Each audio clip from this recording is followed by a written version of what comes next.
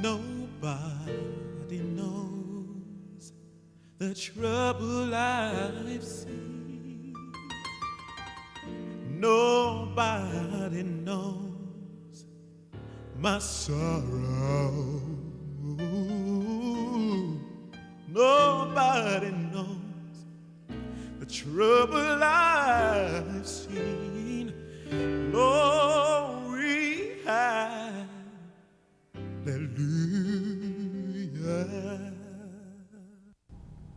What does it take to turn a house into a home? Not just any home, a home for the area's poor and dying, people with no qualified caregivers. What does it take? Simple comforts, companionship, the warmth of a smile? They know what it takes, the residents of Malachi House, and the staff, volunteers, and caregivers who tend to them. It's like one big family. It's like my second family. You know, everybody's just so loving, and just made you feel comfortable from the get-go. It takes a beginning, a mission that is more than words on paper, the vision to see far and act in the present. Malachi House has a wonderful history. It's so unique. A gift came to Father Paul Ritz, who's pastor of St. Malachi's at that time, of 4 row houses that had not been inhabited for 10 years. And it just paralleled the thought of Father Paul as he walked the neighborhood, how he could serve the dying poor that he tragically saw all too often in his own neighborhood and on the grounds of his church. I think when we asked for volunteers for this place, we got them rather quickly.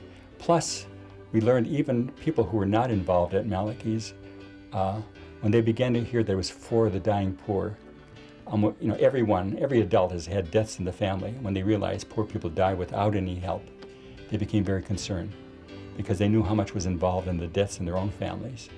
And that personal concern brought them to care. Making it happen calls for a willingness to think and move outside the standard box, refusing to lose the dream or take no for an answer. There are always people that will tell you things can't be done. I think this is true at Malachi House because it was a new and unique program. We had no prototype for our program, and so just because there was no precedent set, people would say, no, you can't do it. And I think that that's a very weak response, and we totally didn't accept that.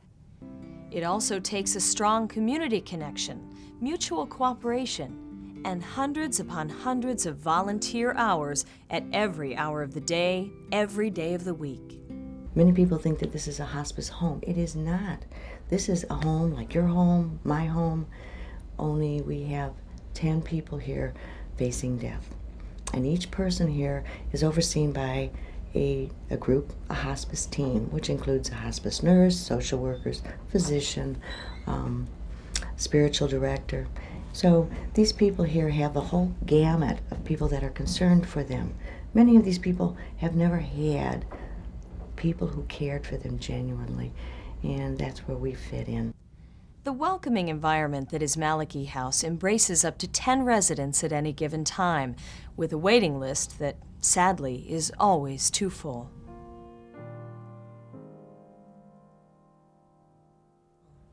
Here, there is light and laughter, communal meals, time to be alone, life. What does it take to create something this unique? Maybe it takes you. I'm sometimes up and I'm sometimes down. Coming to carry me home. We found that the success of Malachi House has to do with all of you, the volunteers, the staff, and especially our donor base. It started with a fledgling idea in the early days, in the mid-'80s, by Kaki O'Neill and Father Paul Ritz. And they had an idea to care for the dying poor and make a special home. That thought became a reality, a lot of hard work and effort by all people. Very few egos were involved, a lot of money from very generous hearts. As we grew, we faced a serious problem as a board, and that was that we didn't have room for the waiting list.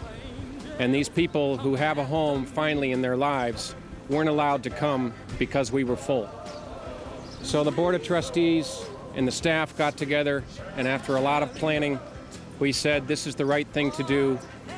Let's expand. Special thanks to Father Paul for always granting us the spirituality that this place is built upon, and to Kaki O'Neill, whose steadfast, earnest effort to keep this place growing has really been a good guiding tool for us on the board. And now, to symbolize the new beginnings represented by the expansion of our home, we want to share a story about the butterfly. The butterfly is one of God's creatures.